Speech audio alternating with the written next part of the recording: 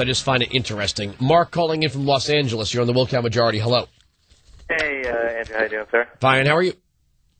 Pretty good. So I'm glad you found my call interesting. So you spent the last few moments bashing New Yorkers when you were raised one yourself on Long Island, and I just want your audience to know that.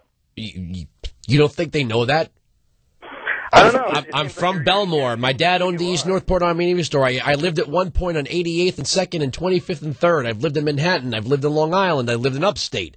I went to... You seem ashamed of who you are. No, I'm not ashamed of who I am, sir. Sir, will you please... Can I? Are we big boys here, or is this just going to shout? Big boy. Okay. So you're telling me that if you find fault with something that you may be a part of, then you're displaying shame. No, what I can say here is this. Two things I'll quickly say. One, you're, I believe, grouping all New Yorkers together. And two, what I also find most interesting is that if you find fault with America, if I find fault with the way the military is run, or I find fault with the way Congress is run, I'm a bad American, right? You got that from... Can I teach you how to do this? You're gonna teach me something, okay? Please. Yeah, I'm gonna teach. You went to school and U.S., but okay. So now you're insulting my educational background. Sure, why not? You know this is over and you've already lost, but I'll keep going. Go for it. The tactic here would be to say, you know what, Andrew, Sirius XM is more popular in the rural parts of the country where your supposed base audience is. So I think you're just playing. I think it's stereotypical of conservatives like you to bash New York because you think that's what all of these conservatives out there in the hinterlands want to hear. See, that one would have worked.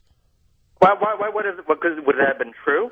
Because it would have made more sense, even though it's not true.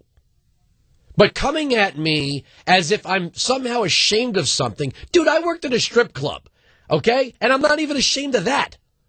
So if you're gonna think you're gonna get me on being ashamed of something, you're gonna have to wake up a lot earlier and do a little bit more research on the internet and find a whole bunch of things that probably aren't true. I mean, you could do what the other liberals do and come at me with the fact that I met my wife through my father-in-law and he was at one time my boss. I mean, you can do that whole thing. Well, you only have your job because you dated the boss's daughter thing. Come on, there's a lot better stuff out there on me than that. And looking down your nose at my education, sir, you better damn well have a doctorate from, I don't know, Harvard or something. You sound like one of these losers with a Starfleet Academy decal on the back of your Passat. Do a better job. You know what, the old joke, if you're going to waste my time with a joke, it better at least be funny. If you're going to come at me with something, at least make it good. Don't waste my time. All right, get the